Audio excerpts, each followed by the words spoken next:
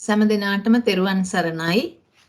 අද වර්ෂ 2020 ඔක්තෝබර් මාසේ 16 වෙනි සිකුරාදා අදත් අපි කල්යාණ මිත්‍ර මිත්‍රයන් රැස්ුනේ ධාතු කතා ප්‍රකරණයට අයිති ධර්ම පරියායක් සාකච්ඡා කිරීම සඳහා මේ සඳහා අප කෙරේ මහත් කරුණාවෙන් ශ්‍රී ලංකාවේ සිට අපට උදව් පිණිස පැමිණලා සිටිනවා විද්‍යාරත්න ගුරුතුමා.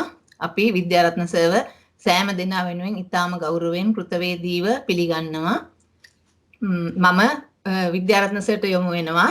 සර් අපි කරේ කරුණාවෙන් වැඩසටහන ආරම්භ කරන්න කියලා. තෙරුවන් සරණයි. තෙරුවන් සරණයි සියලු දෙනාටම. නමෝ තස්ස භගවතු අරහතෝ සම්මා සම්බුද්දස්ස. නමෝ තස්ස භගවතු අරහතෝ සම්මා සම්බුද්දස්ස. නමෝ තස්ස භගවතු අරහතෝ සම්මා සම්බුද්දස්ස.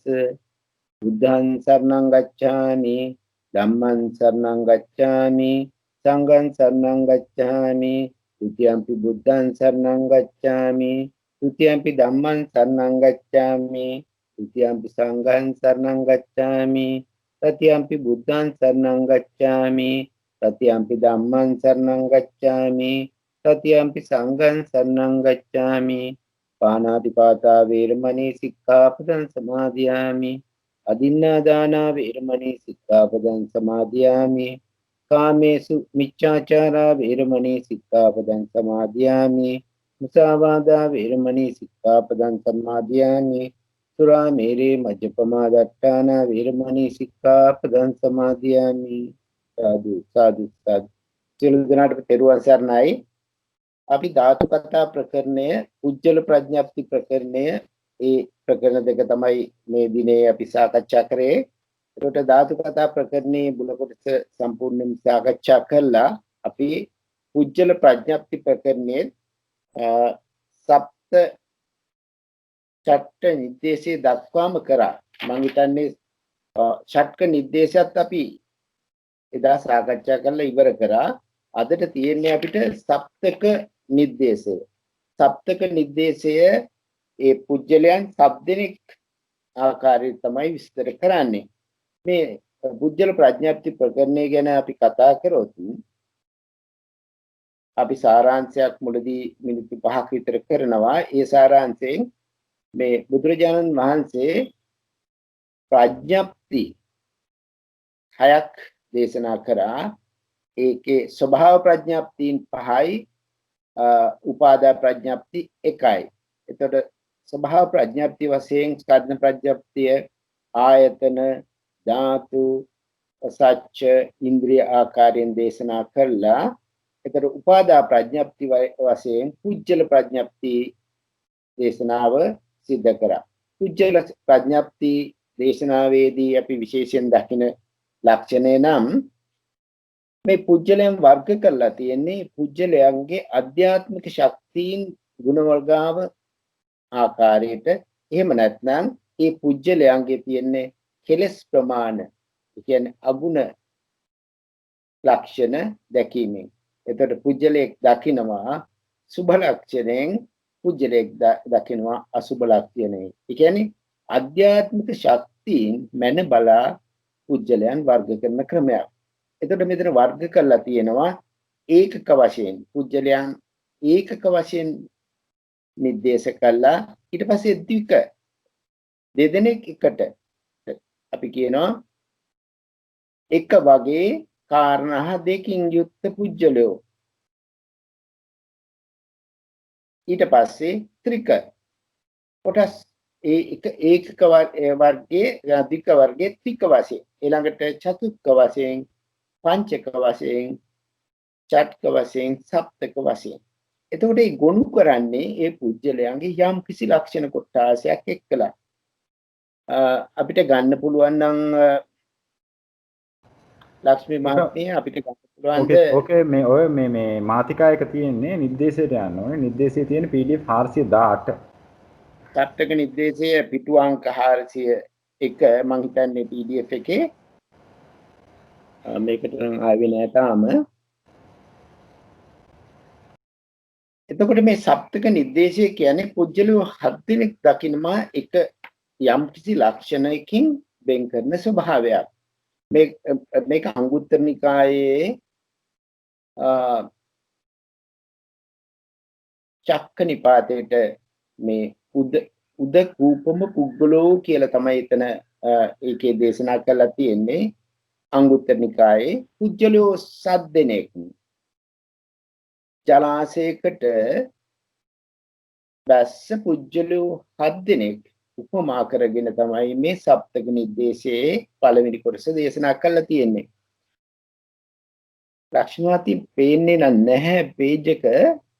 අපිට පේනවා. විතර අපිට පේනවා. පේනවද? ඔව් අපිට පේනවා. එහෙනම් හොඳයි. එතකොට ජලාශයකට වැටුණු පුජ්‍යලෝ 7 දෙනෙක්.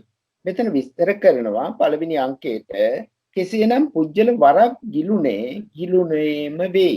එයත් මෙලව කිසි පුජ්‍යලයක් ඒකාන්තයෙන් කුෂ්ණ වූ අකුසල ධර්මයන්ගෙන් යුක්ත වූයේ මේ පුජ්‍යලයා වරක් ගිලුනේම වේ කියලා කියනවා.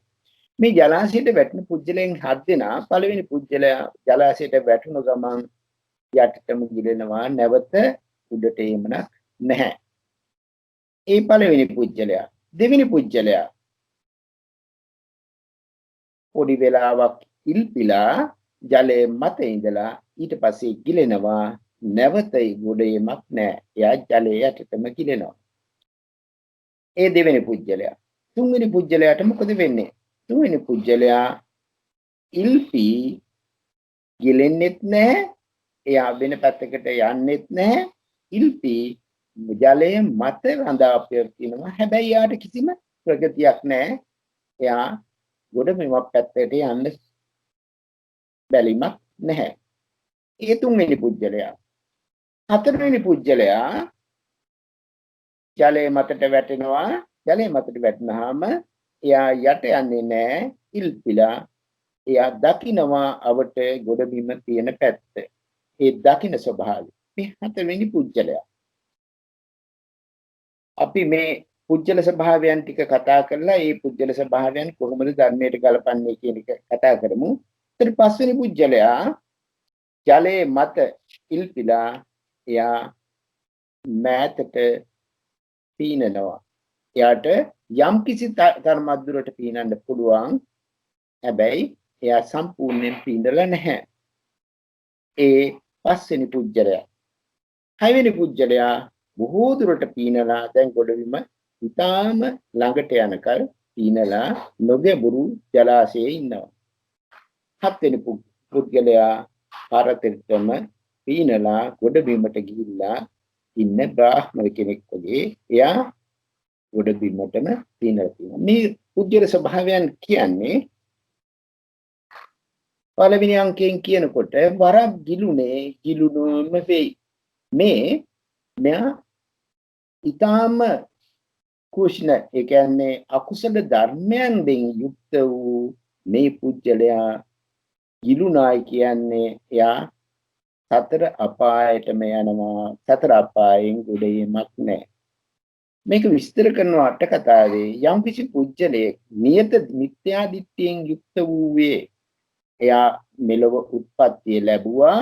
නියත මිත්‍යා දිට්ඨියෙන්ම යුක්ත වෙනවා. නියත මිත්‍යා දිට්ඨික පුජ්‍යලයට වෙන්නේ එයා සතර අපායේ ලෝකාන්තරික නිරේකට යනවා. ලෝකාන්තරික නිරේකට ගියොත් එයාට කල්ප විනාශයකදීවත් එයාට නිදහසක් වෙන්නේ නැහැ. වෙනත් ඒ වගේ ස්ථානයකට තමයි යා මාරු වෙන්නේ. අන්න ඒ වගේ සම්පූර්ණයෙන්ම කුෂ්ණ වූ අකුසල ධර්මයන්ගෙන් යුක්ත වූ. මොකද්ද මේ නියත මිත්‍යා දිට්ඨිය කියන්නේ? නියත මිත්‍යා දිට්ඨික යම්කිසි මහත්මයෙකුට කියන්න පුළුවන්ද මොකද්ද නියත මිත්‍යා දිට්ඨිය? ආනන්තරේ පාප කර්ම කරන අය, ආනන්තරේ පාප කර්ම කරන අය. නියත මිත්‍යා දිට්ඨියේ පංචානන්තරේ කර්මයනේ මේ නියත මිත්‍යා දිට්ඨික ස්වභාවය. පංචානන්තරේ කර්මයක් අපාය නියතයි. මේ නියත මිත්‍යා දිට්ඨිය. ඒකෙන් පහයි.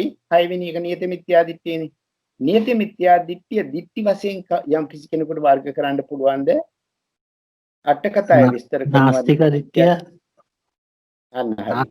නාස්තික දිට්ඨිය, අක්ෂර දිට්ඨිය, අකරිය වාදය අන්න කෙරිය හරි. දිස්ත්‍රිය අහේතුක නාස්තික දිස්ත්‍රිය. අකිරියවාදය. ඒ කියන්නේ නාස්තික දිට්ඨිවාදය, අකිරියවාදය සහ අහේතුකවාදය කියන ස්වභාවයෙන් යුක්ත මෙයා උත්තරේ මේ කියනවා මක්කලි ගෝසාල වගේ පුජ්‍යලයක් කියනවා. මක්කලි ගෝසාල ඒ ෂඩ් සාත්‍රු වරුන්ගේ මේ ආදී අදහස් තිබුණා.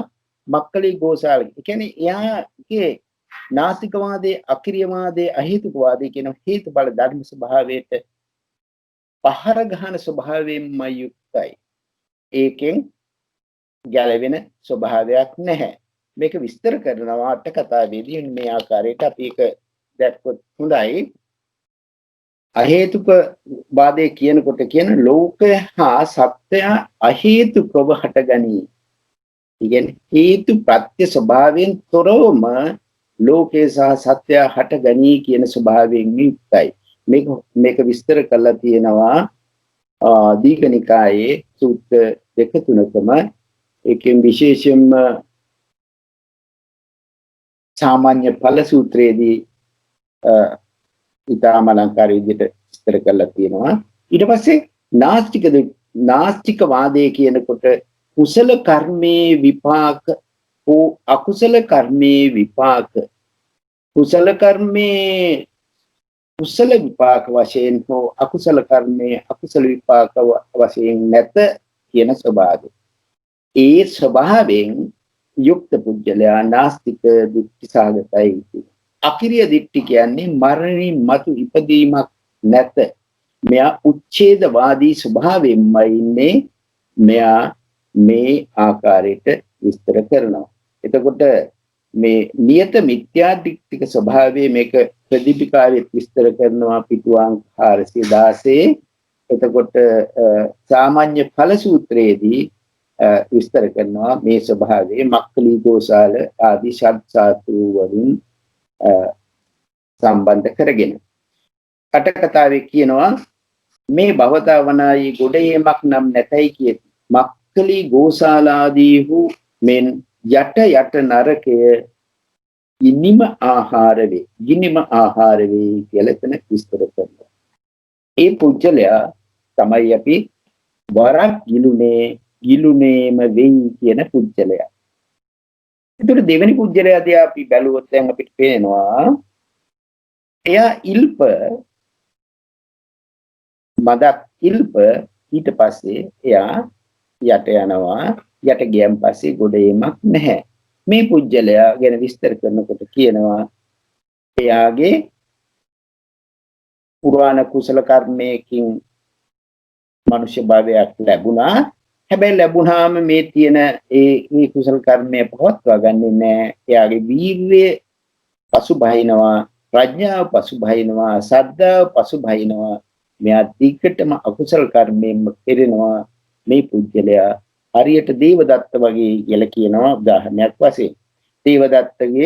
දේවදත්ත කියන භික්ෂුව පංචාභිඥා ලැබුවා. පංචාභිඥා ඉද්ධි සමාපatti ලැබුවා. ඒ කියන්නේ ඉද්ධි සමාපatti ලැබුව පුජ්‍යලේ අන්තිමේදී මොකද වුනේ? අකුසල කර්මයක් නිසා එයා සතර අපායෙටම යොමු වුණායි කියන කාරණේ තමයි එතන අට කතාවේ විස්තර කරන්නේ. ඒ පිරියන ස්වභාවයෙන් යුක්ත පුජ්‍යලයා. එතකොට තුන්වෙනි පුජ්‍යලයා ඉල්ප සිටියේ දිගටම ඉල්ප සිටිනවා. එයා කුසල ධර්මයන්ගේ ශ්‍රද්ධාවක් තියෙනවා. ශ්‍රද්ධාව වැඩෙන්නේ නැහැ. කුසල ධර්මයන්ගේ ප්‍රඥාව තියෙනවා. ප්‍රඥාව වැඩෙන්නේ නැහැ. මෙයා පින්කම් කුසල ධර්ම කරනවා. හැබැයි ඒ වගේම අකුසල ධර්මත් කරනවා. මේ නොපිරිහි ශ්‍රද්ධාව පිරිහෙන්නෙත් නැහැ, වැඩෙන්නෙත් නැහැ. මෙන්න මේ පුජ්‍යලයා බැලුවොත් බොහෝ මේ කාම ලෝකයේ ඉන්න පුජ්‍යලෝ මෙන්න මේ ආකාරයි. ඒගොල්ලෝ පින්කම් කරලා ලෝකෝත්තර භාවයට යන්න තරම් එයාගේ වීරිය වඩන්නේ නැහැ. සංසාරේ විකටම සංසාරගතව ඉන්න ආකාරයේ කුසල ධර්මම කරන පුජ්‍යලේ. කෙසේනම් මේ පුජ්‍යල ඉපල සිටියේ වේද මෙලොව කිසි පුජ්‍යලේ කුසල ධර්මයන්ගේ ශ්‍රද්ධාව මැනවයි. කුසල ධර්මයන්ගේ හිරිය මැනවයි. කුසල ධර්මයන්ගේ ඔත්තප්පේ මැනවයි. කුසල ධර්මයන්ගේ වීර්යය මැනවයි. කුසල ධර්මයන්ගේ ප්‍රඥාව මැනවයි ඉල්පේ. ඔහුගේ ඒ ශ්‍රද්ධාව නොම පිරිහේ නොම වැඩේ සිටියාවේ. මෙන්න මේ ආකාරයේ පුජ්‍යලෝ බොහෝ කාම ලෝකේ මනුෂ්‍ය ලෝකේ සහ දිව්‍ය ලෝකවල ඉන්න පුජ්‍යලෝ මෙන්න මේ ආකාරයි. ඒගොල්ලන්ගේ පුරාණ කර්මයෙන් ලැබුණ සම්පත් ඒගොල්ලෝ විඳිනවා. යම් කිසි කුසල කර්මයක් කරනවා ඒ ආකාරයට ජීවත් වෙන පුජ්‍යලෝ. ඒ කියන්නේ දෙවෙනි පුජ්‍යලෝ පළවෙනි පුජ්‍යලෝ තත්ත්වයට වැටෙන්නේ නැති පුජ්‍යල ස්වභාවයක් තමයි එතන පෙන්වන්නේ. ඒ තුන්වෙනි පුජ්‍යලයා. හතරවෙනි පුජ්‍යලයට මොකද වෙන්නේ? හතරවෙනි පුජ්‍යලයා එයාට අවට බලනවා. එයා ෂේම භූමිය දකිනවා. මේ ෂේම භූමිය දකිනවා කියන්නේ එයා නිවන් දැකීම සංඛ්‍යාතම නිවන පළමු නිවන් දැකීම ලබා ගන්නා පුජ්‍යලයා. සෝතාපන්න ස්වභාවයට උන පුජ්‍යලයා. එයා ඉල්පිලා ඈත බලනවා ෂේම භූමිය දකින්න ස්වභාවයෙන් යුක්ත පුජ්‍යලයා. අපි මේ අට කතාවෙන් මේ කියන ටික විස්තර කරමු මේ කියවලා. ඊට පස්සේ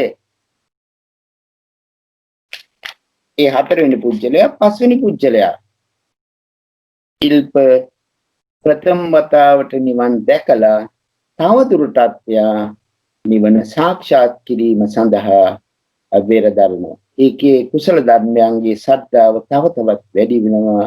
අකුසල ධර්මයන්ගෙන් ඈත් වෙනවා. එයා සංයෝජනයක් තුනක් ක්ෂය වීමෙන් එයාගේ අනික් සංයෝජනයන්ගේ කාමරාග පටිගවල තුනී බව ඇති කරගෙන සකදාගාමී වෙන පුජ්‍යලයා තමයි පස්වෙනි පුජ්‍යලයා. ඊට පස්සේ හයවෙනි පුජ්‍යලයා ඕරම්බාගී සංයෝජන එයා ෂය කිරීමෙන් එයාට උද්දංභාගී සංයෝජන විතරයි ඉතුරු වෙන්නේ. සුද්ධාවාසයේ උපදින පුජ්‍යලයා මේ අනාගාමී පුජ්‍යලයා. එයා බොහෝ දුරට දැන් ෂේම භූමියට ලං වෙලා ඉන්න ස්වභාවයෙන් යුක්ත පුජ්‍යලයා ගැන තමයි එතන විස්තර කරන්නේ. හත්වෙනි පුජ්‍යලයා සියල්ල කළ යුතු සියල්ල සිදු කළේ යන සංඛ්‍යාතව සියලුම සංයෝජන ධර්මයන් ප්‍රහාණය කරලා ඒ අත්බවේම රහත් ඵල සමාධිය ඵල ප්‍රඥාව ප්‍රත්‍යක්ෂ කරලා ඉන්න පුජ්‍යලේ කියලා විස්තර කරනවා. මෙන්න මේ ආකාරයට තමයි පුජ්‍යලෝ හත් දෙනා විස්තර කරන්නේ. කොහොමද අපි අට කතාවේ තියෙන්නේ කොහොමද කියලා අපි පොඩ්ඩක් බලමු. අපි පළවෙනි පුජ්‍යලයා ගැන අට කතාවේදී විස්තර කරා. දෙවෙනි පුජ්‍යලයා ගැන කියනවා දේවදත්ත ආදීන් මෙන් දේවදත්තයා වනායි අෂ්ට සමාපatti ප්‍රඥා විද්‍යා උපදවා බුදුවරුන්ට විරුද්ධ බැවින් ඒ ගුණ වලින් පිරුණේ ලේසලවීම කර්මයේද සංඝ බේද කර්මයේද කොට නිවරින් මරණින් පසු දෙවන චිත්ත වාරයේදී නිරේ පන්නේ කෝකාලිකයා අගසව් දෙන්නට දොස් කියා පදුම නිරේ පන්නේ. මේ දෙවෙනි පුජ්‍යලයා ගැන තමයි කියන්නේ. ඊට පස්සේ කියනවා තුන්වෙනි පුජ්‍යලයා අගාරික හෝ අනගාරික. අගාරික පුජ්‍යලයා කියන්නේ ඉහි ස්වභාවයෙන්, අනගාරික කියන්නේ ඒ භික්ෂු භාවයට ගිය පුජ්‍යලයා. ඒ පුජ්‍යලයන්ගේ උඩ ගිහි ස්වභාවයෙන් ඉන්න පුජ්‍යලයා පක්ෂබත සලාකබත හෝ වස්සා වාසිකබත හෝ ආරාධනා කරයි. මේ පසුව සෑහෙන කාලේ පක්ෂබත ආදී පමණක් පවත්වයි. අනගාරිකයා කියන්නේ අනගාරික ස්වභාවයෙන් කියන භික්ෂු ප්‍රතිපදාවට බැස පුජ්‍යලයා නොසෑහෙන කාලේ උද්දේශයේ දූතාංග හෝ ගනි. ඥානයේ විරිය සම්පත්තියෙන් සෑහෙන කාලයේද එයින් එහා යමක් නොකරයි. මේ මුල් කාලයේදී දූතාංග ආදිය ගනි. ඥාන විරිය සම්පත්තියෙන් සෑහෙන කාලයේදීද එයින් එහා යමක් නොකරයි. ඒ වම් පුජ්‍යලෝ මෙසේ මේ විදිහට විස්තර කරනවා අර ඉපිලෙන තුන්වෙනි පුජ්‍යලයා ගැන. ඒතර හතරවෙනි පුජ්‍යලයාට කියන්නේ සෝවාන් පුජ්‍යලයා ඊට පස්සේ ඒ විදිහට විස්තර කරගෙන යනවා. මේ කාරණේදී යම් කිසි දෙයක් කතා කරන්න තියෙනවා නම් කතා කරන්න පුළුවන් මහත්මයා ඒක මම පැහැදිලි. අනිත් අයට දෙවෙනි පුජ්‍යලයා ගැන ටිකක් කියන්න සර්.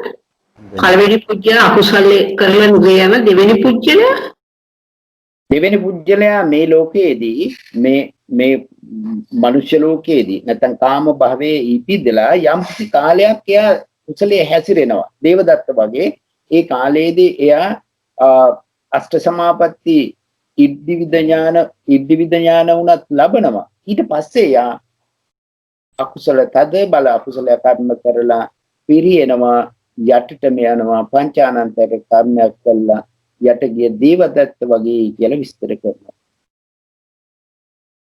පුරාණ කුසලයකින් කාම ලෝකේ මේ කාම සුගතියේ ඉපදිලා කාම සුගතියෙන් එයා පිරිහෙන ස්වභාවය පෙන්වුම් කරන හැටි තමයි දෙවෙනි පුජ්‍යලයාගේ පෙන්වුම් කරන්නේ.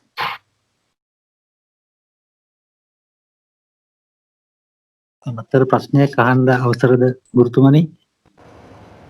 අවසරයි. අහන්න. දැන් අහන්න තියෙන මේ දේවදත්ත තෙරුන්ගේ ජීවිතය සංසාරයේදී අපේ ජීවිතත් එක්ක සංසන්දනය කරපුවාම වඩාත් ආරක්ෂිත දේවදත්තද නැත්නම් අපි වගේ කට්ටියද කියලා? මේ ප්‍රශ්නේ බොහොම ගැඹුරු ප්‍රශ්නයක්. අපි වගේපත් අපි ආරක්ෂිතද දේවදත්තින්ට වැඩිය කියලාද නැත්නම් දේවදත්ත ආරක්ෂිතයි අපිට වැඩිය කියනද කාරණේද මහත්මයා අහන්නේ? ඒ දෙකෙන්ම අර්ථ දෙන්නේ කවුද වැඩිම ආරක්ෂිත කියන එක තමයි මගේ ප්‍රශ්නේ ගුරුතුමනි. ඒ ප්‍රශ්නෙට උත්තරේ නම් මෙන්න මෙහෙමයි මට කියන්න පුළුවන් එක. අපි අපායෙන් මිදිලාද ඉන්නේ? අපි අපායෙන් මිදිලාද ඉන්නේ? මිදිලා නැහැ ස්වාමී. මිදිලා නැහැ අපි. නැහැ. අනං ඕන වෙලාවක අපිට පංචානන්තර කර්මයක් කෙරෙන්න ඉඩ තියෙනවා. ඒ කාරණයෙන් තමයි සෝවාන් ඵලය තමයි සෝවාන් මාර්ගස්ත පුජ්‍යලයා සෝවාන් ඵලයට පැමිණීම තමයි නිරයෙන් නිදීමේ අවස්ථාව. යම් කිසි අවස්ථාවක අනිත් පුජ්‍යලයකට පද බල තරහක් කේන්තියක් Tamanට කිසිම දෙයක් කරගන්න බැරි වුණ අවස්ථාවක් සිද්ධ වුණොත් යා නිරේගාමී වෙන්න ඉඩ තියෙනවා. අන්න දැන් හැබැයි දේවදත්තගේ ස්වභාවය ටිකක් වෙනස්. දේවදත්ත කියන්නේ බොහෝ කාලයක් සිට බුදුරජාණන් වහන්සේට වෛරයෙන්ම පැවතින පුජ්‍යලයෙක්. හැබැයි ඒ වෛරී පුජ්‍යලයටත් එයාගේ ඉර්ධි සම්පන්න භාවයෙන් පංච අභිඥා ලබන්න, ඉර්ධි සමාපatti ලබන්න එයාට පින තිබුණා. හැබැයි එයා ආනන්තරේ පාපයක් කළා. එයා නිරේගාමී වුණා. එතකොට ඒ ඔබතුමා අහුව උත්තරේට අපිට දෙන්න පුළුවන් උත්තරේ ඕනම සෝවාන් ඵලයට නොපැමිණි ඕන පුජ්‍යලයක නියතගාමී වෙලා නැහැ. තාමත් අපායගාමී වෙන්න ඉඩ තියෙනවා. එච්චරයි මං හිතන්නේ. වෙන අදහසක් තියෙනවද අපේ බ්‍රුනෝ මහත්මයා, අපේ මංගල මහත්මයා? මංගල මහත්තයාට ගැන අදහසක් ඉදිරිපත් කරන්න පුළුවන්?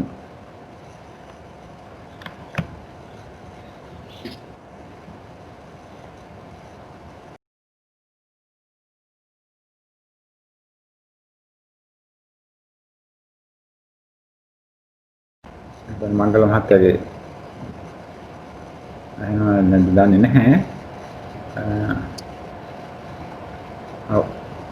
තාම ඔයන්නේ නැහැ මයික් එක. මේ තමයි බ්‍රුනෝ මහත්තයා මොකද්ද කියන්නේ?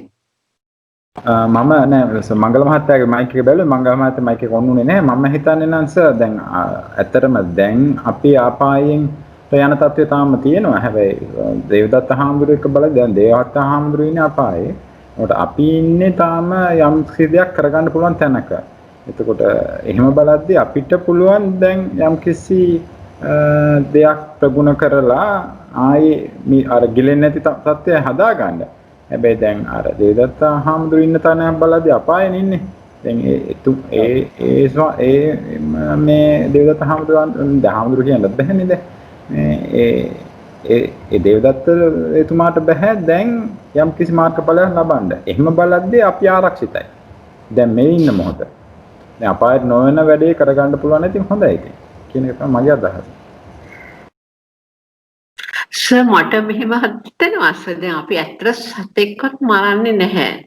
එහෙම වෙලා අපි අතින් ආනන්තරී පාප කර්මයක් වෙන්න ඉඩක් තියෙද කියලා පුළුවන්. අපි සෝවාන් වෙලා නැහැ ඒක ඇත්ත නමුත් දැනට සතෙක්වත් මදුරුවෙක්වත් මරන්නේ නැති නිසා ඒකස අපි ඒ උදාහරණයස දැන් දේවදත්ත හාමුදුරනේ ගන්න පුළුවන් නේ. දැන් අෂ්ට සමාපatti තිබුණ එක්කෙනෙක් කියන්නේ ඒ தත්ත්වය ඒකට වඩා ඉහළම සීලයක් තිබුණ එක්කෙනෙක්නේ.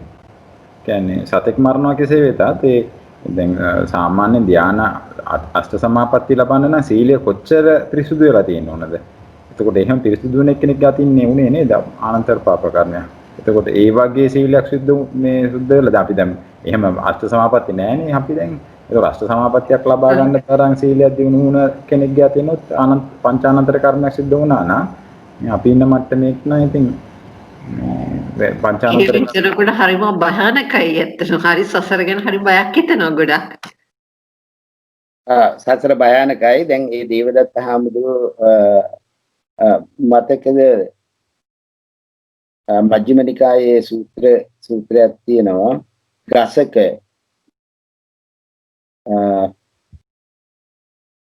ගසක් මට නම එන්නේ නැහැ. ඒ කියන්නේ මෙහෙමයි. දේවදත්ත හාමුදුරුවෝ නිෂ්ඨාව විදියට කල්පනා කරේ අෂ්ට සමාපත්තිලාදී. එයා එතනින් එහාට කල්පනා කරේ නැහැ. සමහර කෙනෙක් භික්ෂුන් වහන්සේලා සීලේ නිෂ්ඨාව විදියට කල්පනා කරනවා. සීලෙන් එහාට යම් දෙයක් වුමනා නැහැ කියලා. ඊට පස්සේ සමහර අය සමාධිය ප්‍රථම ධානයේ සමාධිය දෙවෙනි අය द्वितीय ध्यान समाधि තුන්වෙනි द्वितीय ध्यान समाधि චතුර්ථ ध्यान समाधि ඊට පස්සේ පංච අභිඥා යාගොල්ලන්ගේ පරම ඉෂ්ඨාව නිෂ්ඨාව විදිහට කල්පනා කරනවා. එතන ගියාට මధుරු ඒ සූත්‍රය එන්නේ මහා සාරූප සූත්‍රය. මහා සාරූප සූත්‍රයේ දේශනා කරන්නේ දේවදත්ත හාමුදුරුවෝ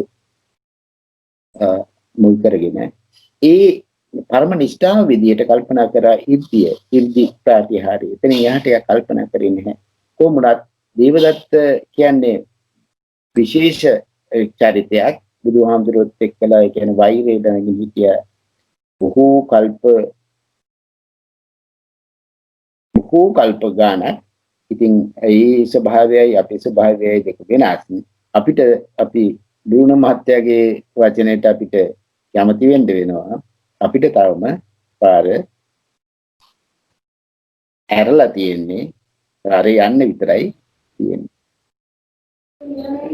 තෙරුවන් සරණයි මේ බුණ මහත්මයා ඇත්තටම එතනදී දේවදත්ත කියලා කියන්නේ ලෝතර තථාගතයන් වහන්සේ ජීවමානව වැඩ හිටපු අවදීන් සිදුවෙච්ච සිදුවීමක්. එතකොට යම් කිසි විදිහකට දේවදත්තට හැකියාව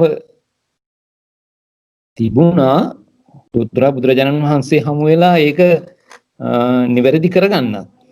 නමුත් ඒක සිද්ධ වුණේ නැහැ. එහෙම බලද්දී අද 2500කට වඩා වසර ගණනක් ගෙවිලා තියෙද්දී අපි අද මම හිතන්නේ ඊට වඩා අනාරක්ෂිතයි වගේ මට හිතෙන විදිහට. මොකද මේ ධර්මයේ පැත්තෙන් උනත් ලෝතර බුදුරජාණන් වහන්සේගේ ශ්‍රී සද්ධර්මය අද වෙද්දී යම් පරිවර්තනයන් වලට භාජනය වෙලා යම් මතවාදයන් එකතු වෙලා සමහර වෙලාවට ඉදිරියට වෙන්නත් පුළුවන් අපි එහෙම හිතද්දි. ඉතින් ලෝතර බුදුරජාණන් වහන්සේ ජීවමානව ඉන්න කාලෙද්දී එහෙම සිදුවීමක් සිදු වෙච්ච වෙලාවෙදී දේවදත්තට තිබුණා යම්කිසි සරණක්. නමුත් අද අපිට ඒ සරණ නැහැ.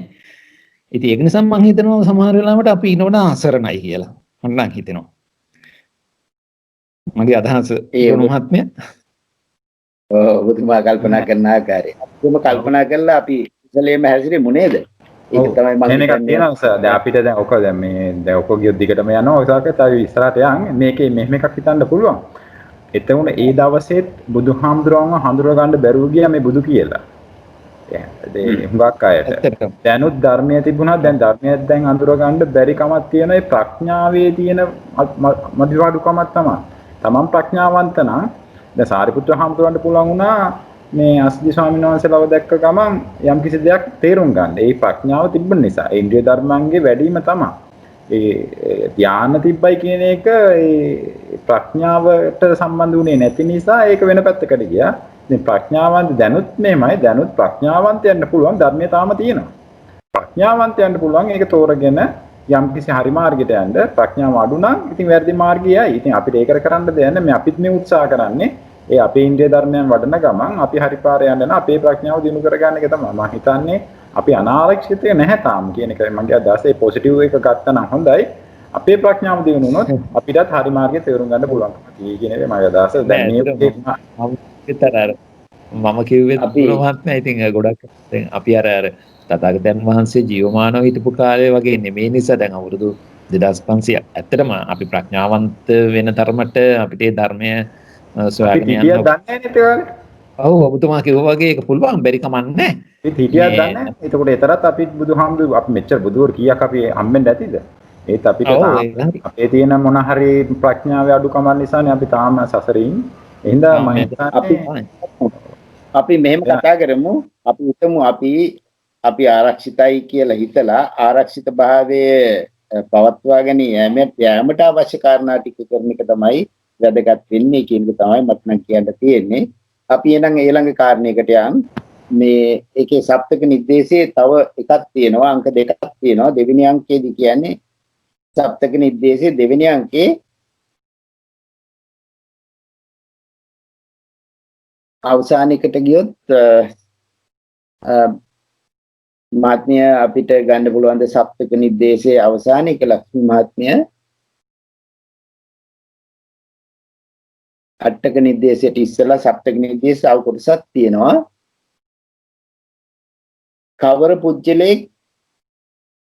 කවර පුජ්‍යලේ උබතෝ භාග විමුක්ත වේද මේකේ සප්තක නිर्देशයේ අවසාන ඡේදය පිටුවංක 403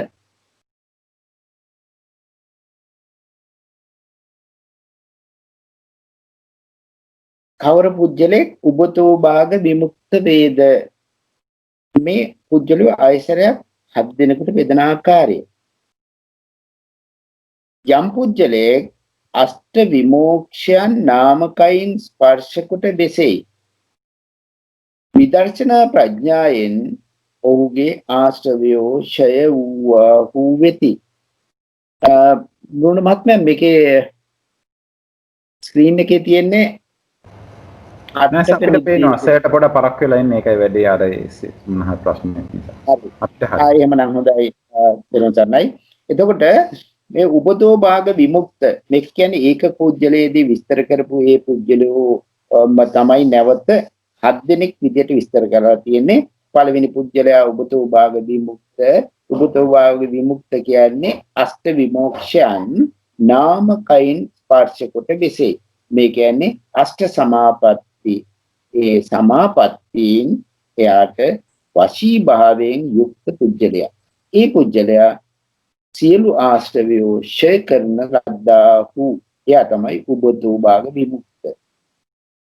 දෙවෙනි පුජ්‍යලයා කවර පුජ්‍යලේ ප්‍රඥා විමුක්ත වේද? ප්‍රඥා විමුක්ත පුජ්‍යලයා කියන්නේ අෂ්ට විමෝක්ෂයන් නාමකයින් ස්පර්ශකට නොමවෙසේ. එයා ආශ්‍රවයෝ ඡය කරන ලද්දාහු. ඊට පස්සේ තුන්වෙනි පුජ්‍යලයා කාය සක්ඛී. මේ ඒකක නිर्देशී පුජ්‍යලයමයි නැවත මෙතන විග්‍රහ කරන්නේ. කාය සක්ඛී කියන්නේ අෂ්ට විමෝක්ෂයන් යා නාමකයින් ස්පර්ශ කරලා වෙසෙනවා. යම් කිසි ආශ්‍රවයන් ඡේ කරලා තියෙනවා. හැබැයි සියලුම ආශ්‍රවයන් ඡේ කරලා නැහැ. එයා රහත් භාවයට පත් වෙලා නැති සෝවාන් භවෙන් උඩ යම් කිසි පුජ්‍යලයක් අෂ්ට විමෝක්ෂයන් නාමකයින් ස්පර්ශ කරලා තියෙනවනේ යට කියන කාය සක්ඛී කියලා. මේ ඒකක නිर्देशී විස්තර කරලා තියෙනවම තමයි මේ නැවත විස්තර කරන්නේ. දෘෂ්ටිපාප්ත පුජ්‍යලයා කියන්නේ ප්‍රඥා ඉන්ද්‍රිය යුක්තව එයා පළමු ආශ්‍රවයන් 3 දෙනා සංයෝජන 3 දෙනා ප්‍රහාණය කරලා දැන් හැබැයි රහත් භාවයට පත් වෙලා නැති පුජ්‍යලයා දෘෂ්ටිපාප්ත. එයා ඒ පුජ්‍යලයාගේ විදර්ශනා ප්‍රඥාව ඉතාම තීක්ෂණයි. ඇයි එහෙම කියන්නේ? සද්ධා විමුක්ත පුජ්‍යලයයි ඒ පුජ්‍යලයේ අතර වෙනස තියෙන්නේ එයාගේ විදර්ශනාමය ඥානය ඉතාම තීක්ෂණයි කියලා. ඒක විස්තර කරපු තැන ඒකක නිපාතයේදී සද්ධා විමුක්තයාගේ තියෙන මොට කඩුවක් විදිහට කියලා තියෙන්නේ දෘෂ්ටිපාප්ත පුජ්‍යලයා ඉතාම තීව්‍ර කඩුවකින් කෙලස් සිඳලන ස්වභාවය. ඒ දෙන්නගේ වෙනස තියෙන්නේ කෙලස් සිඳලන දක්ෂතාවයේ දෘෂ්ටි ප්‍රාප්තියගේ වැඩි කියන එක තමයි එතන විස්තර කරන්නේ. ඒකක නිर्देशයේදී මේක හොඳට විස්තර කරලා තියෙනවා. ඊට පස්සේ ධම්මානුසාරි පුජ්‍යලයා සද්ධානුසාරි පුජ්‍යලයා ඒකක නිर्देशයේ පුජ්‍යල කියන පුජ්‍යලෝමයි මේ විස්තර කරන්නේ. ඒ පුජ්‍යලෝ 7 දෙනා. අපිට මේක ඒකක නිर्देशයට නැවත යාමට අවශ්‍යතාවයක් නැහැනේ. මම හිතන්නේ අපි කරපු නිසා ඒක අපි අෂ්ටක නිर्देशයට යමු. අෂ්ටක නිर्देशයේදී කියන්නේ සෝතාපට්ටි ඵලයේ සාක්ෂාත් කරනු පිණිස පිළිපන්. ඒ කියන්නේ සෝතාපට්ටි මාර්ග නෙවෙයි කියන්නේ මාර්ග පුජ්‍යලයා මාර්ගයේ ඉන්න පුජ්‍යලයා කියන තමයි කියන්නේ සෝතාපන්න ඵලය සෝතාපට්ටි ඵලයේ සාක්ෂාත් කරනු පිණිස පිළිපන් පුජ්‍යලයා. ඔන්න දෙන්නයි. සකදාගාමී ඵලයේ සාක්ෂාත් කරනු පිණිස පිළිපන් පුජ්‍යලයා. අනාගාමී ඵලයේ සාක්ෂාත් කරනු පිණිස පිළිගන් පුජ්‍යලයා. අරහත් ඵලයේ සාක්ෂාත් කරනු පිණිස පිළිපන් පුජ්‍යලයා. ඒකට අපිට සෝතාපට්ටි ඵලය සෝපාපට්ටි මාර්ගය සකදාගාමී ඵලයේ සකදාගාමී මාර්ගය අන්‍ය ආකාරයෙන් මේ පුජ්‍යලෝ 7 දෙනා 8 දෙනා විස්තර කරන අෂ්ටක නිर्देशය. ඊට පස්සේ නවක නිर्देशයේදී තියෙන ආයසරයක් අර නවක නිर्देशයට ගියොත් පෙන්නනවා නවක නිर्देशයේදී ඒකක නිर्देशයේදී ඒක පේනවද නවක අපිට පේනවා. හොඳයි. එතකොට කවර පුජ්‍යලේ සම්මා සම්බුද්ධ වේද මෙලොව කිසි පුජ්‍යලයක් පෙර නොඇසූ විරු ධර්මයන් තෙමේ සත්‍යයන් අවබෝධ කෙරේ. එහිදු සර්වඥතා ඥානයට පැමිණේ. බලයන්නේ දස බල ධර්මයන්හි වශීභාවයට පැමිණේ. මේ පුජ්‍යලයා සම්මා සම්බුද්ධ කියලා විස්තර කරනවා. බුදුරජාණන් සම්මා සම්බුදුරජාණන් වහන්සේ විස්තර කරන ආකාරය. ඊට පස්සේ කවර පුජ්‍යලේ දෙවෙනි පුජ්‍යලයා කවර පුජ්‍යලේ ප්‍රත්‍යේක බුද්ධ වේද පසේ බුදු වේද මෙලොව කිසි පුජ්‍යලයක් පෙර නොඇසූ විරු ධර්මයන් තෙමේ සත්‍යයන් අවබෝධ කෙරේ. එතකොටවත් සර්වඥතා භාවයට නොපැමිණේ. බල ධර්මයන්ගේ වශී භාවයට නොපැමිණේ. ඒ කියන්නේ දස බල ඥානයන් ලැබෙන්නේ නැහැ. සර්වඥතා ඥානයන් ලැබෙන්නේ නැහැ. ඒ ප්‍රත්‍යේක බුද්ධ කියලා විස්තර කරනවා. ඊට පස්සේ තුන්වෙනි පුජ්‍යලයා කියනවා උපතෝ භාග විමුක්ත. ඒ කියන්නේ අෂ්ට විමෝක්ෂයන් නාමකයින් ස්පර්ශ කරලා වෙසෙනවා ආශ්‍රවයෝ ඡේ කරලා තියෙන රහත් භාවයට පැමිණි පුජ්‍යලයා.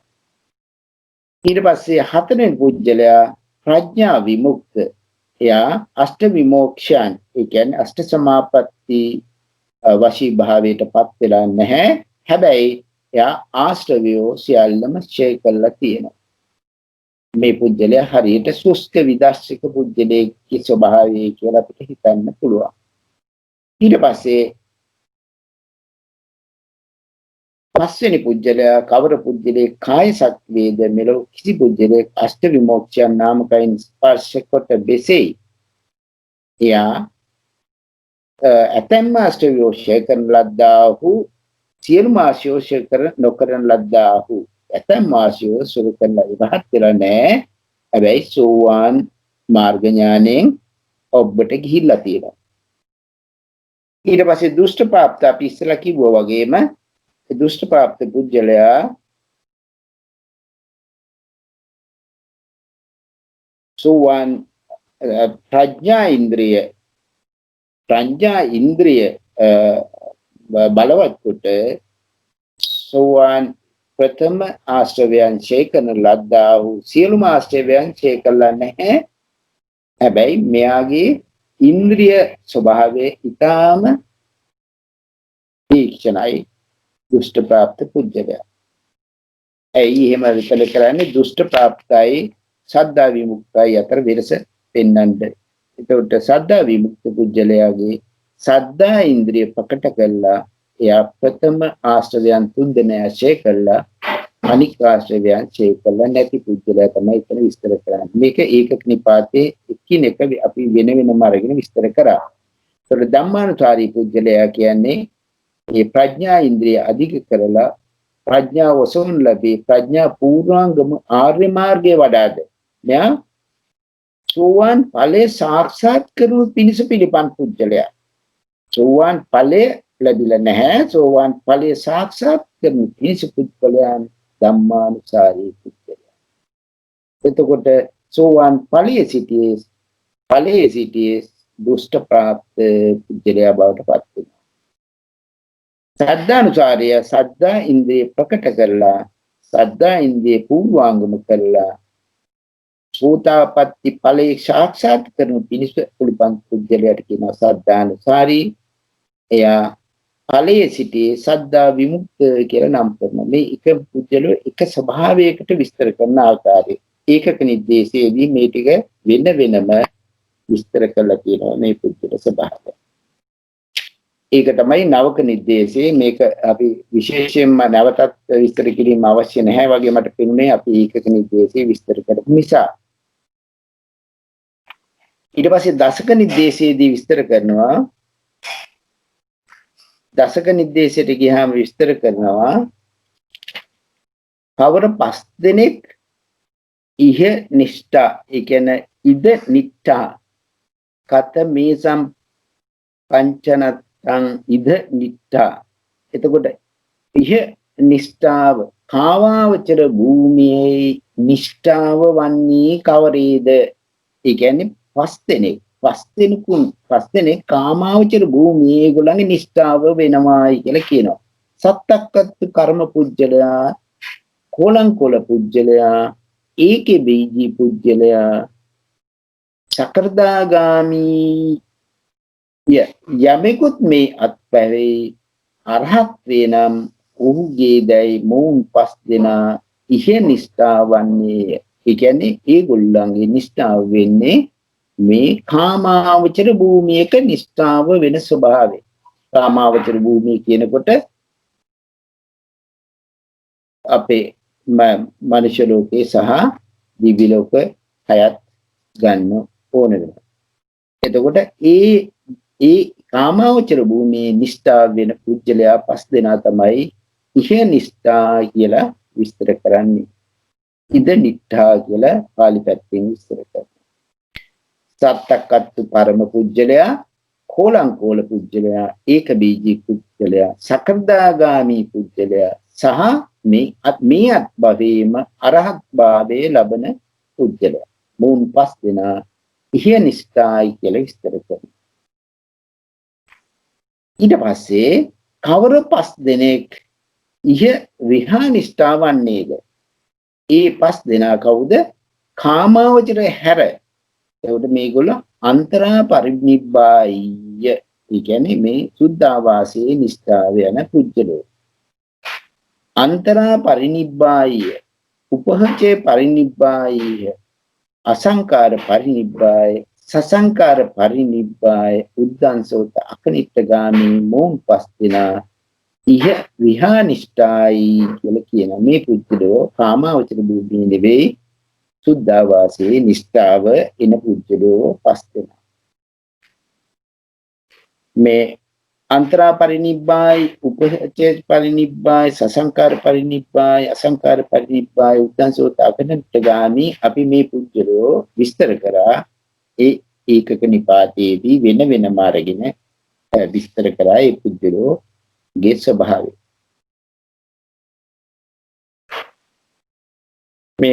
මේ කාරණේ ගැන යම් කිසි දෙයක් කතා කරන්න තියනවද? මේකේ කියලා පෝලම් පෝල කියලා. ඒකට ඒ පුද්ගලයාට හත්පත් කරම කියලා කියන්නේ හත්වෙනි ආත්ම භවයේ රහත් වෙනවා. ඒක විදිහට කියන්නේ එක ආත්ම භවයක්. ඒකට අර පෝලම් පෝල කියන්නේ දෙකේ ඉඳලා 6 වෙනකන් නැත්නම් දෙවෙනි තුන්වෙනි ආත්ම භව කියන එක පොඩ්ඩක් හදින්න. පෝලම් පෝල කියන්නේ කුලයෙන් කුලේ කියන ස්වභාවයමයි. කුලයෙන් කුලේ දෙක තුන වගේ ස්වභාවයකට තමයි පෝලම් පෝල කියන්නේ. කුල දෙකක් කුල තුනක් ආකාරයෙන් තමයි විස්තර කරන්නේ. අපි ඔක විස්තර කරා ඒකක නිපාතයේදී. ඒකෝලං කෝල කියන ස්වභාවය ඒකයි. සත්තක්කත් පාරම කියන්නේ හතකටම ගිහිල්ලා කෝලං කෝල කියන්නේ කුල දෙක තුන ආකාරයෙන් තමයි විස්තර කරන්නේ.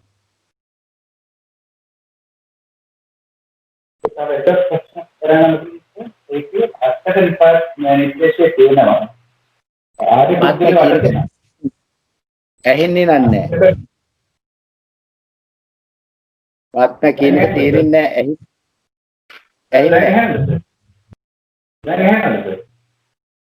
නැහැ. ඒක පිළිසිදු නෑනේ මං.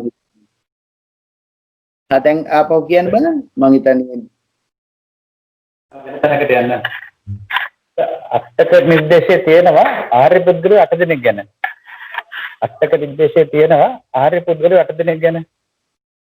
අන්න හරි. එහෙනවද මාව? දැන් ඇහෙනවා. දැන් එහෙනවද?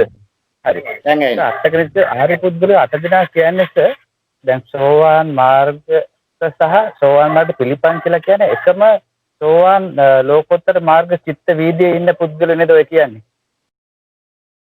ආර්ය පුද්ගලයෝ වෙනවා සෝවාන් මාර්ගයේ සම්පූර්ණ වෙන්න ඕන. ඒතකොට සෝතාපට්ටි ඵලයට පිළිපන් පුද්ගලයා. ඒ විදිහට තමයි අෂ්ටක ආර්ය පුද්ගලයෝ 8 දෙනා ගන්න වෙන්නේ. අවුදුම හරි. හරි සර් බොම් පිං. හොඳයි සර්.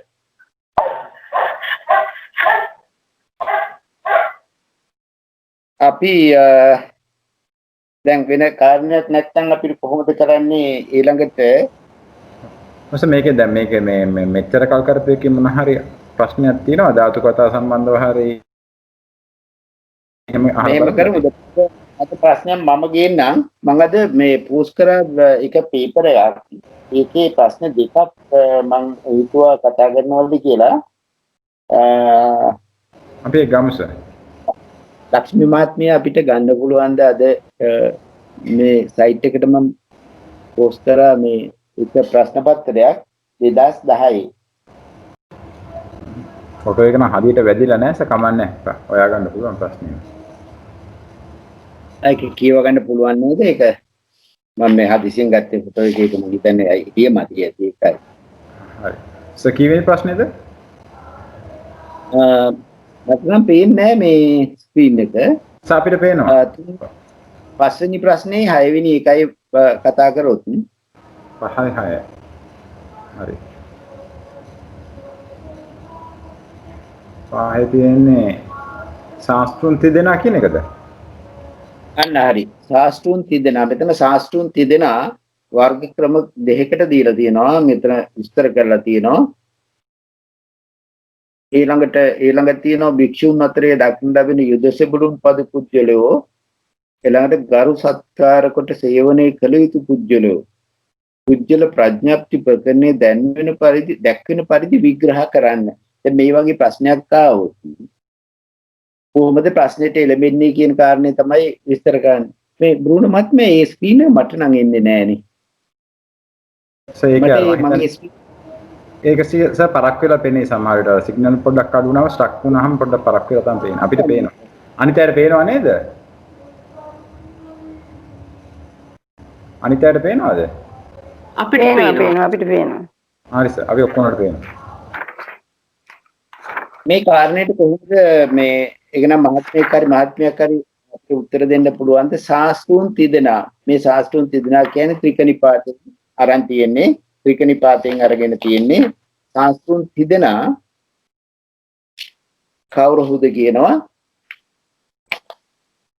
ඒකට උත්තර දෙන්න පුළුවන්ද? මේක 325 වෙනි පිටුවේ 323 වෙනි පිටුවේ 25 වෙනි පිටුවේ එන්නේ. මට ටිකක් මතකයක් තියෙනවා සෙක්කයන ශාස්ත්‍රු තුන්දෙනෙක් ඉන්නවා. එක්කෙනෙක් කාමයන්ගේ ප්‍රහාණය පනවනවා, රූපයන්ගේ ප්‍රහාණය නොපවනවා, වේදනාවන්ගේ ප්‍රහාණය පනවන්නේ නැහැ.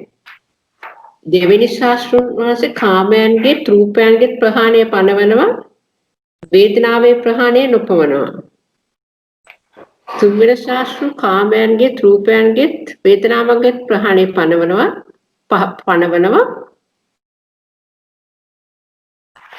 පළවෙනි එක්කෙනා රූපාවචර සමාපත්තිය ලබන සුළු ශාස්ත්‍රීවරයෙක්. දෙවෙනි එක්කෙනා අරූපාවචර සමාපත්තිය පිළිබඳ කරන එක්කෙනෙක්. තුන්වෙනි එක අපේ සම්මා සම්බුදුරජාණන් වහන්සේ. ඔබතුමිය හරියටම හරි. ඒක තමයි විස්තර වෙන්නේ. ඒ ආකාරයෙන්මයි. එතකොට අපි විස්තර කරන්නේ අර කාමයන්ගේ ප්‍රහාණය පනවන, රූපයන්ගේ ප්‍රහාණය නොපනවනවා, වේදනාවන්ගේ ප්‍රහාණය නොපනවනවා කියනකොට රූපාවචර සමාපත්තිලාභී පුජ්‍යල ස්වභාවයමයි පෙන්වන්නේ. ඊට පස්සේ අරූපාවචර සමාපත්තිලාභේ සම්මා සම්බුද්ධ කියනකොට ඒ ශාස්ත්‍රුන් වල සියලු තන්හි කාමයන්ගේ රූපයන්ගේ සහ වේදනන්ගේ ප්‍රහාණය පනවන ස්වභාවය පෙන්වු කරනවා. හරියට හරි. එතකොට තවත් ශාස්ත්‍රවරයෝ විස්තර කරනවා ඒ වගේම තවත් ක්‍රමයකට. ශාස්ත්‍රවරුන් තිදෙනෙක් එතනම විස්තර කරනවා ඊළඟ ඡේදයේ අන්‍ය වූ ශාස්ත්‍රවරුන් තිදෙනා කවරේද? ඒ ගැන යම් කිසි කාරණයක් කියන්න පුළුවන්ද? ඒක නම් මතක නැහැ සර්. ඒක කියන්නේ සංස්කෘතවාදී ශාස්ත්‍රය, උච්ඡේදවාදී ශාස්ත්‍රය, සම්මා සම්බුද්ධ. ඒ කියන්නේ මේ අත්භවයේ සත්‍ය වශයෙන්, ස්ථිර වශයෙන් ආත්මය පනවයි. පෙර අත්භවයේද සත්‍ය වශයෙන්, ස්ථිර වශයෙන් ආත්මය පනවයි. මේ කියන්නේ එයා ශාස්ත්‍රතවාදී. ඒ කියන්නේ පෙර අත්භවයේ ආත්ම භාවයේ පනවනවා, මේ අත්භවයේ ආත්ම භාවයේ පනවන ස්වභාවයෙන් යුක්ත ශාස්ත්‍රඥ වහන්සේ. එයා සාස්වත දෘෂ්ටි සාගතයි. දෙවෙනි පුජ්‍යලයා මේ අත්භවයේ සත්‍ය වශයෙන් ස්ථිර වශයෙන් ආත්මේ පනවනවා. එතකොටවත් පෙර අත්භවයේ සත්‍ය වශයෙන් ස්ථිර වශයෙන් ආත්මේ පනවන්නේ නැහැ. එයා උච්ඡේදවාදී. එයාට මේ භවය පමණක් එයා උච්ඡේදයි. එතකොට සම්මා සම්බුදුරජාන් වහන්සේ මේ අත්භවයේ සත්‍ය වශයෙන් ස්ථිර වශයෙන් ආත්මේ පනවන්නේ නැහැ. පෙර අත්භවයේ සත්‍ය වශයෙන් ස්ථිර වශයෙන් ආත්මේ පනවන්නේ නැහැ. අන්නේ සම්මා සම්බුද්ධ. මෙන්න මේ විදිහටත් ඒ ශාස්ත්‍රයෙන් විස්තර කරනවා.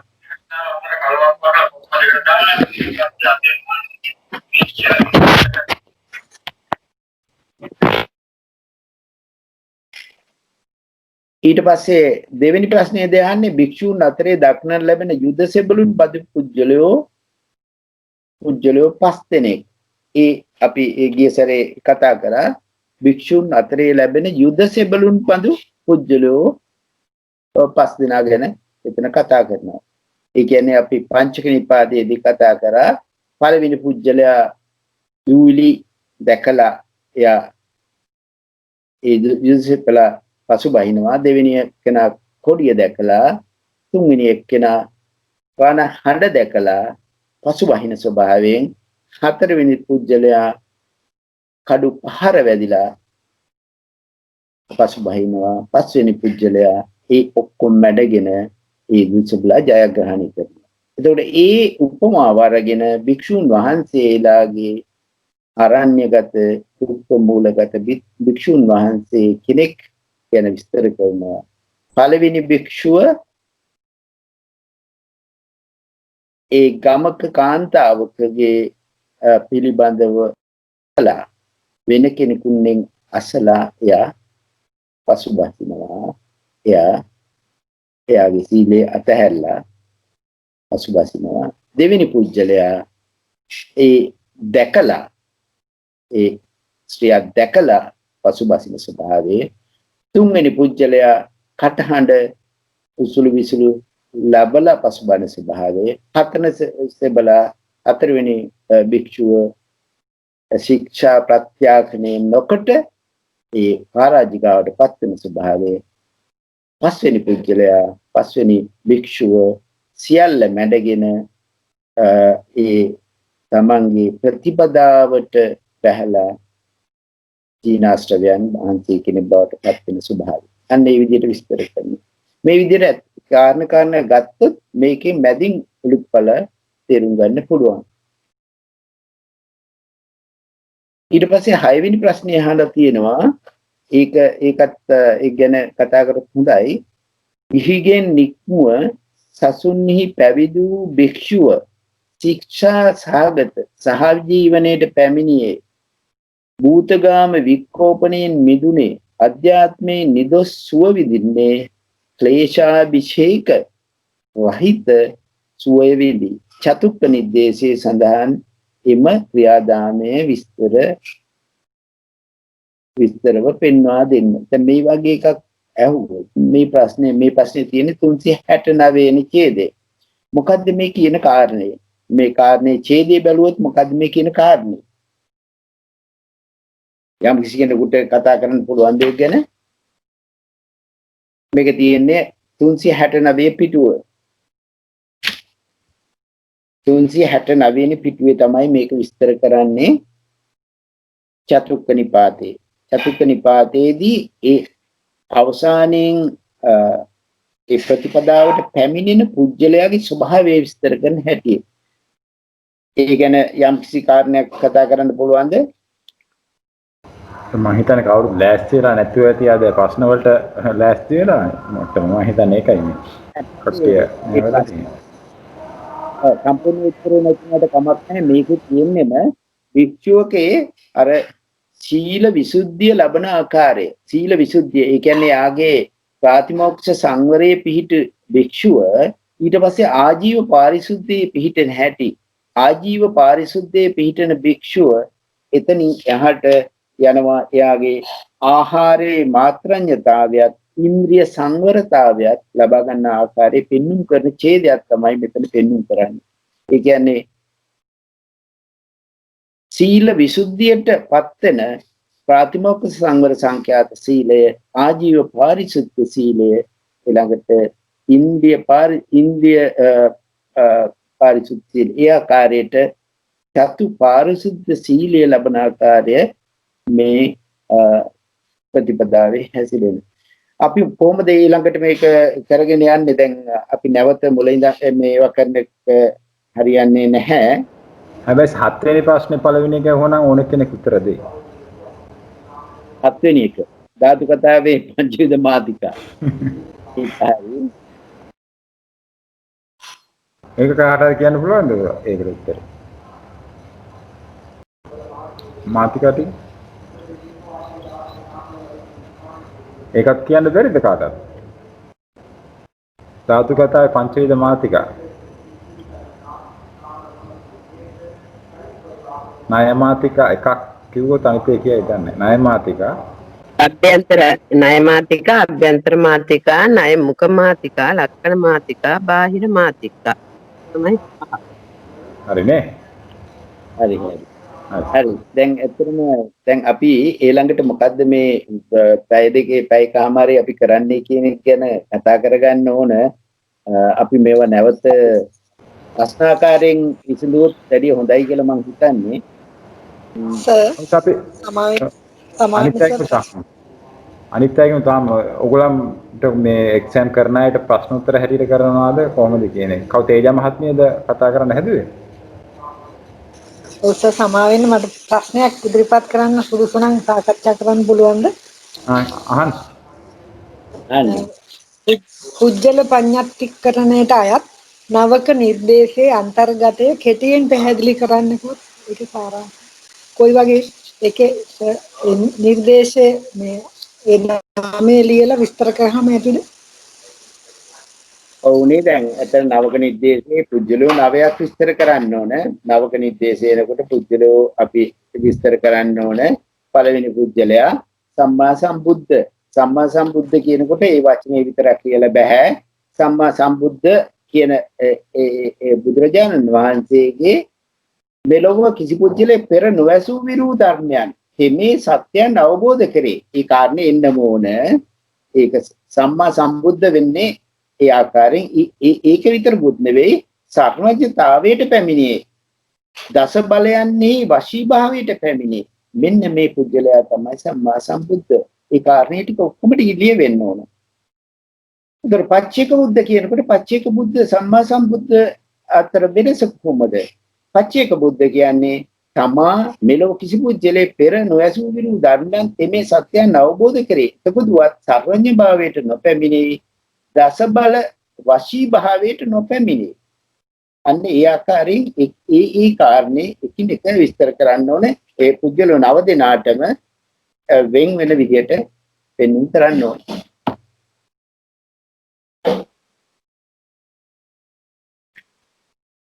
අපි එහෙමනම් මේකට ක්‍රමවේදයක් හදන්න මහත්තයා පැහැදිලි වුණාද? තේජ මහත්තයා පැහැදිලිද? ඔව් සර් ඒක පැහැදිලි. ඒක පුජ්‍යල පඤ්ඤාතිකරණයට අයත් නවක නිර්දේශයේ අන්තර්ගතයේ කෙටියෙන් පැහැදිලි කරන්න ඕනේ මේ විදිහට ඉරුවම ඇති නේද? හරි මයික් එක මියුට් කරගන්න. ප්‍රශ්න අහලා කතා කරනකොට මයික් එක මියුට් කරගන්න. හරි. සමනද දැන් මේ අපි ඉස්සරහට මේ එක්කෝ මේ ප්‍රශ්න ටිකක් සාකච්ඡා කරමු. මේ ඒතකොට කට්ටියට මේ රිවිෂන් එකක් වගේ වෙන නිසා නේද? ඉස්සරහට. ඔව් ඒක දැන්ට කරන්න කැමති නම් කට්ටියට ප්‍රශ්න එන්න ප්‍රශ්න කරගෙන එන්න ඕන. ප්‍රශ්න කරගෙන එන්නේ නැතුව ප්‍රශ්න සාකච්ඡා කිරීමේ තේරුමක් නැහැ. ඒක ග්‍රහණය වෙන්නේ තමන් කරගෙන ආවොත් පමණයි. එහෙමනම් අපි කියමු ඒක අපි අවුරුද්දක් දෙමුද මේ අවුරුද්දේ ප්‍රශ්න වලට ලෑස්ති වෙලා ඉන්න කියලා. අන්න හරි.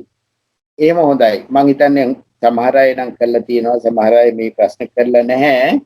ඒකට අපි එහෙනම් ප්‍රශ්න පත්‍රයක් දෙමු.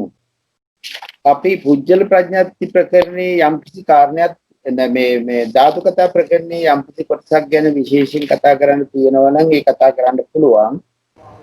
අපි ප්‍රශ්න හැටියට ගත්තද ඒවත් එනවනේ. දැන් අපි කියන ප්‍රශ්න පත්‍රයේ මේ සම්පූර්ණ ප්‍රශ්න පත්‍රය පුළුවන් නම් දාන්න අපිට ෆොටෝ කරලා මේ ස්ක්‍රීන් මේකට. එතකොට ඒක මේ ලබන සුමානේ සාකච්ඡාවට ගන්න පුළුවන්. මේකේ මේ කලින් පිටුවකුත් තියෙනවනේ ප්‍රශ්න අපි දෙකක් එනවනේ. පහේ දෙකක් කරන්න ඕන නේද? අන්න හරි. පහේ දෙකක් නෙවෙයි පහේ එකයි තියෙන්නේ. මේකට ප්‍රශ්න පත්‍ර පහකට තමයි තියෙන්නේ. මේ දෙකටම තියෙන්නේ මෙච්චරයි. පහයිද ලියන්න තියෙන්නේ මේක එතකොට. එක පේපර් එකයි තියෙන්නේ පැය 3ට. අන්න හරි. එක පේපර් එකයි තියෙන්නේ. මෙච්චර අමාරු නැහැ දාන්න නේද? අමාරු නෑ. හැබැයි සම්පූර්ණයෙන් ලියන්න ඕන. දැන් එහෙමනම් මේ ප්‍රශ්න පත්‍රයේට 2000 අපි දැන් දැම්මේ 2010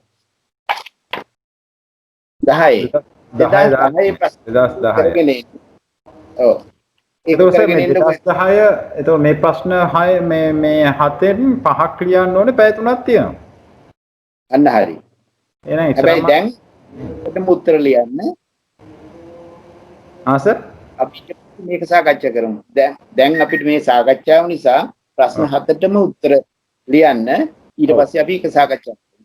හරි අපි එහෙම කරගෙන ලබන සුමානේ නම් අපි සෙන්සුරාදා හවස 5 මාට හෙට නෙමෙයි ලබන ඊළඟ සෙන්සුරාදා 24 වෙනි සෙන්සුරාදා හවස 5 මාට කට්ටිය Zoom තාක්ෂණය ඔස්සේ තමයි සම්බන්ධ වෙන්නේ.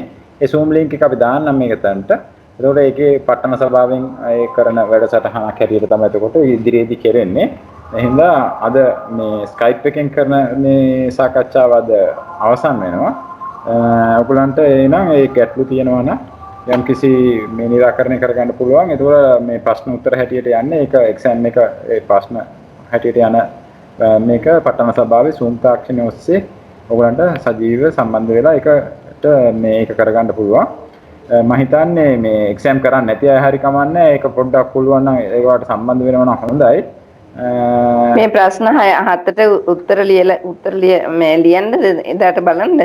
ඔව් ලියන්න කියන්නේ ඔයගොල්ලෝ දැනගෙන එන්න ප්‍රශ්න කරලා අපි සාකච්ඡා කරලා බලමු. ලියලා තියාගන්න. උත්තර ලියන්න නැතුව සාකච්ඡා කිරීම වැඩක් නැහැ. උත්තර ලිව්වහම ඔව්. එhmenan මේ 2010 ප්‍රශ්න පත්‍රය ලියන්න. තවත් එකක් ලියන්න කැමති නම් තවත් ලිව්වට කමක් නැහැ. 2010 අපි ලියමු පළවෙනි සැරේට. හරි මේ අපි 2010 එක බලමු. මේ මයික් තමයි හරි.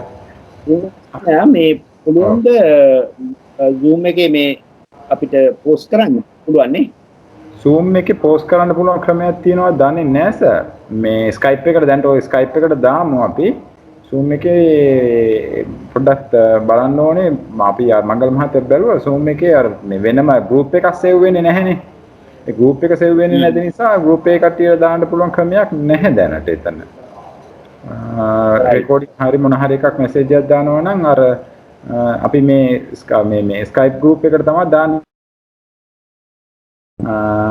ධාතු කතා. අපි එහෙම කරමු. ඒ කියන්නේ මොන හරි දානවනේ දැන්ට මේකට දාමු. පස්සේ අපි බලමු මේකට මොන හරි ක්‍රමයක් තියනවද කියලා. එතනින් දාගන්න. ගුරුණ මහත්තයා Zoom එකේ chat එකක් තියෙනවනේ. chat එකක් තියෙනවා group එකක් save වෙන්නේ නැහැනේ. දැන් group එකේ කට්ටිය ඔක්කොමට යනවාද කියලා. ඔව් හරි. එහෙමයි. දැන් මේක නතර වෙලා තියෙන group එකක් තියෙනවනේ මැසේජ් එකක් එනවනේ. ඒ chat එකේ දැම්මම මම දන්නේ නැහැ. අපි බලමු ඉස්සරහට. ඒකේ පුළුවන් හැබැයි screen share කරලා පෙන්වන්න පුළුවන් වෙයි ඒක ඔබතුමාට. නෑ ඒක නෙමෙයි. දැන් මේක සොයාහන්නේ දැන් මොන හරි ડોකියුමන්ට් එකක් ෂෙයා කරන්න කොහොමද කියන්නේ. හරි. එහෙම බෑ. ડોකියුමන්ට් එකක් දානවා නම් කොහොමද දාන්නේ කියන එකයි සෑහුවේ. හරි. ෂෙයා කරනවා නම් ඒක කරන්න පුළුවන්. මොන හරි ડોකියුමන්ට් එකක් දැන් අපි Skype එකේ දානවා වගේ මැසේජ් දාලා එන්න ඒක එකට එහෙමම තියෙන එකක් නෙමෙයිනේ සර්.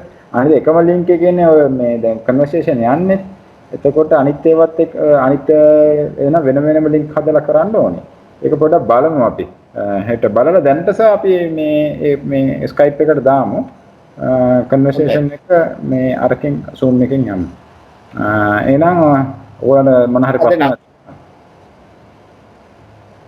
නේද? එහෙනම් ලබන සෙනසුරාදා හවස 5 මාට ධාතු කතා පන්තියේ ඉඳ මතක තියාගන්න. ඊළඟ එක තමයි මේ විභංග පන්තිය ඉරිදා 1ට පටන් ගන්නවා. මයික් ආඩියෝ වෙනවා. හෙටද පටන් ගන්න. හෙට නෙමෙයි. ඊළඟ සෙනසුරාදා. දැන් ඔය කායත් මොනතේ කරන්න එපා නැත්නම් හෙට කට්ටිය සම්බන්ධ වෙලා ලින්ක් අහන්න එපා.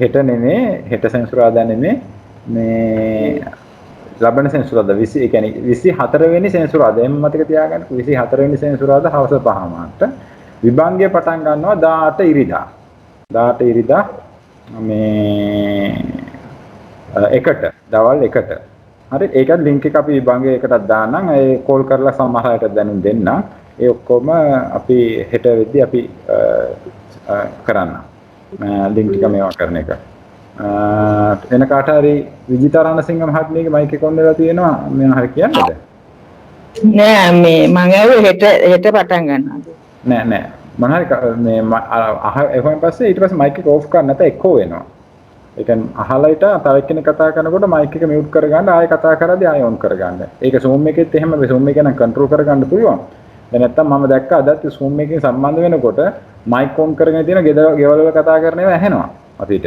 ළමයිට බය නේවත් නැහැ පැත්තෙන් ඇහෙනවා. ඉතින් ඒක හොඳ නැහැ. ඉතින් ඔයගොල්ලන්ට තමයි ඒක අපහසුතාවය තියෙන්නේ. දැනුත් මයික් හුඟක් ඔන් වෙලා තියෙනවා. දැනුත් මෙතන මම දැක්කා මයික් ඔන් වෙනවා හිටපු ගමන් ඕගොල්ලෝ දන්නේ නැහැ. ඒ හින්දා අවධානයෙන් බලන්න අනිත් එක ජොයින් වෙද්දිම බලන්න මයික් එක මියුට් වෙලාද කියලා. ඒව චෙක් කරගෙන හැබැයි Zoom එකේ නයි අපහසුව තියෙන්නේ නැහැ. මම හිතන්නේ ඒක ඕෆ් කරලාමයි ඔයගොල්ලන්ට ජොයින් වෙන්න මේක වෙන්නේ. ඒ වගේ පොඩි ඒවා Zoom එකේ කොහොමද ජොයින් වෙන්නේ කොහොමද ඒක මේවා කරගන්නේ කියලා දැන් එකට විභාගය තියෙනවා නම් 12 මාටවත් සමහර වෙලාවට ඒක නොහුරු අය Zoom එක නොහුරු අය සම්බන්ධ වෙලා පළවෙනි දවසේ පොඩ්ඩක් ඒ අය එක්ක මේ සම්බන්ධ වෙලා ඒක දැනගන්න දැන් එහෙටත් කිව්වේ එකයි ආටාමාට පන්තියේ තියෙනවා Zoom එක හුරු නැති අය අටට සම්බන්ධ වෙලා ඒ තාක්ෂණික සහාය ලබා ගන්න කිව්වා. එතකොට ඔයගලන්ට සෙනසුරාදා ධාතු කතා එක පටන් ඒ පළවෙනි දවසේ විතරයි එන්න කරන්නේ. ඉතින් පළවෙනි දවසේ පහමාට තියෙන එක බොහෝ දුරට පහට වගේ සම්බන්ධ වෙලා අපි බලමු ඒ තාක්ෂණික දැනුම නැති අයට කොහොමද ඒක මේවා කරගන්න කියන එක. ඒක තමයි කියන්න තියෙන්නේ. එහෙනම් අපි සර් මොන හරි කියන්න තියෙනවද තව? අපිට අර ඉරිදා තියෙන ධම්මසංගිනේ ඉරිදාට තියෙන විභංග පන්තිය අපි අනික් විභංග පන්තියත් එක්කලා කොහොමද කපල් කරන්නේ කියන එක අපි පොඩ්ඩක් කතා කරගනිමු. එතකොට දෙසරයක් අපි කතා කරන්න දෙයක් නැහැනේ. එකම කාරණේ අපි ඒක නැවත කතා කරමු. ඔව් ඒක අපි පස්සේ ඉරිදා බලමු මොකද කරන්න කියලා ඒ ස්වාමීන් වහන්සේ ශ්‍රීමති මහත්මියට පුළුවන්. ඔව් කරන්න. සෑම දිනකටම තෙරුවන් සරණයි. අද දවසේ අපගේ මහත් කරුණාවෙන් අපගේ විද්‍යාරත්න ගුරුතුමා ධාතු කතා පුද්ගල ප්‍රඥප්ති ප්‍රකරණයට අයිති විෂය කොටසක් පැහැදිලි කරා. ඇත්ත වශයෙන්ම අද වෙනකොට අපි ධාතු කතා පුද්ගල ප්‍රඥප්ති ප්‍රකරණය අවසන් කරා. නැවත අපි පුනරීක්ෂණ කරන්නත් බලාපොරොත්තු වෙනවා. ඉතින් මේ ආකාරයට අභිධර්ම පිටකයට අයත් සප්ත ප්‍රකරණ වලින් එක් ප්‍රකරණයක් අපිට සම්පූර්ණයෙන්ම මුල සිට අග දක්වාම පැහැදිලි කරලා දුන්නා ගුරුතුමා. අපි ඊටාම ගෞරවයෙන් කෘතවේදීව ඔබතුමාට පුණ්‍ය අනුමෝදනා කරනවා. ඒ වගේම අප මේ ධර්ම ශ්‍රවණමේ වශයෙන් රැස් කරගත්තා වූ සියලුම කුසලානිසංසත් විද්‍යාරත්න සර්ගේ දේශනාමය කුසලුත් අප රැස් කරගත්තා වූ යම්තාක් කුසල් ලෝක ශාසන ආරක්ෂක සියලු දෙවියන්ට අනුමෝදන් කරමු. ප්‍රථමයෙන්ම ආකාසට්ටා ච බුම්මට්ටා දේවානාගා මහිද්దికා පුඤ්ඤන්තං අනුමෝදිත්වා චිරං රක්ඛන්තු සම්බුද්ධ ශාසනං. ආකාසට්ටා ච බුම්මට්ටා දේවානාගා මහිද්దికා පුඤ්ඤන්තං අනුමෝදිත්වා චිරං රක්ඛන්තු සම්බුද්ධ දේශනා. ආකාසට්ටා ච බුම්මට්ටා දේවානාගා මහිද්దికා පුඤ්ඤන්තං අනුමෝදිත්වා චිරං රක්ඛන්තු ත්වං සදා. මියගිය ඥාතීන්ට පින් දෙමු. ඉදම්මේ ඥාතීනං හෝතු සුඛිතා හොන්තු ඥාතයෝ. ඉදම්මේ ඥාතීනං හෝතු සුඛිතා හොන්තු ඥාතයෝ. ඉදම්මේ ඥාතීනං හෝතු සුඛිතා හොන්තු ඥාතයෝ. ප්‍රාර්ථනා කරමු. ඉමිනා පුඤ්ඤ කම්මේන මාමේ බාල සමාගමෝ සතං සමාගමෝ හෝතු යාවනිත්‍යා. ඉදම්මේ පුඤ්ඤ කම්මං ආසවක්ඛයාවහං හෝතු. ඉදම්මේ පුඤ්ඤ කම්මං ආසවක්ඛයාවහං හෝතු. ඉදම්මේ පුඤ්ඤ කම්මං ආසවක්ඛයාවහං හෝතු. සබ්බ දුක්ඛා පමුජ්ජතු. සාදු සාදු සාදු. අද දවසේත් අපගේ මහත් කරුණාවෙන් අපගේ ධම් සභාවට පැමිණිලා මේ පුද්ගල ප්‍රඥප්ති ප්‍රකරණයේ අවසාන කොටස අපිට ඉතාම විස්තර සහිතව පැහැදිලි කොට අට කථානුසාරයෙන් අපට දේශනා කරපු විද්‍යාරත්න ගුරුතුමාට අපි ඉතාම කෘතවේදීව පුණ්‍යානුමෝදනා කරනවා. ඔබතුමාගේ දේශනාමය කුසලානිසංසත් අප අනුමෝදන් කළා වූ කුසලානිසංසත් අනන්ත සසර පටන් රැස් කරගෙන ආවා වූ සියලු කුසල් බලයෙන්ුත් මෙලොව වශයෙන් ආයුරාරෝග්‍ය සම්පatti වර්ධනය වේවා. ඒ වගේම මේ ආකාරයට බොහෝ පිරිසකට බොහෝ කාලයක් උපකාර කරමින් සාසනික සේවාවල් කරන්න කරදර වලින් තොරව හැකි වේවා. ප්‍රඥාව වර්ධනය වේවා. පතන උතුම් බෝධියකින් උතුම් වූ නිර්වාණ අවබෝධයට සුව පහසුවෙන්ම පත් වේවා. ඔබතුමාගේ දෙමව්පියන්ටත් ධර්මය ලබා ගත්තා වූ ස්වාමින් වහන්සේලා ඇතුළු ගුරුතුමන්ටත් පවුලේ සෑම මියගිය ඥාතීන්ටත් මේ සෑම දෙනාටමත් ඊටාම කෘතවේදීව අපි පුණ්‍යානුමෝදනා කරනවා. ඒ සෑම සියලුම දෙනාත් සුගතියෙන් සුගතියටමපත් වී සුව පහසුවෙන් නිර්වාණ අවබෝධය කරත්වා. ඒ වගේම අපට මේ ආකාරයට අභිධර්ම දේශනා ඊටාම දුර්ලභ ගණයේ දේශනා අපට ලබා දීලා අපගේ ධර්මඥානය ප්‍රගුණ කර වූ බ්‍රූනෝ මහත්මයාටත් ජයන්ත මහත්මයාටත් පටිගත කිරීම කරන ලක්ෂ්මී මහත්මියටත් ඊටාම සම්බන්ධ වුණු සෑම සියලුම දෙනාටත් ඊටාම කෘතවේදීව පුණ්‍ය අනුමෝදනා කරනවා. ඔබ සැමටත් මෙලොව වශයෙන් නිදුක් නිරෝගී සුවපත් දීර්ඝායුෂ ජීවිත ලැබේවා. ඒ වගේම පතන්නා උතුම් බෝධි වලින් සුව පහසුවෙන්ම නිර්වාණ අවබෝධය ලබන්නට මේ පිණුත් හේතු වේවා වාසනාව වේවා. ඔබ අප සැමගේ ගුරුවරුන් ගෞරවනීය ස්වාමීන් වහන්සේලා ඇතුළු පවුල් වල නෑදෑයින් දෙමව්පියන් මියගිය ඥාතීන් මේ සෑම සියලුම දෙනාටත් මේ සියලු පින් අනුමෝදන් වෙත්වා. ඒ සෑම සියලුම දෙනාත් සුගතිගාමීව උතුම් වූ නිර්වාණ අවබෝධයට සුව පහසුවෙන්පත් වේවා. සෑම දෙනාටම තෙරුවන් සරණයි. සාදු සාදු. තෙරුවන් සරණයි ශ්‍රීමති මහත්මිය. ගොඩාක් පිං.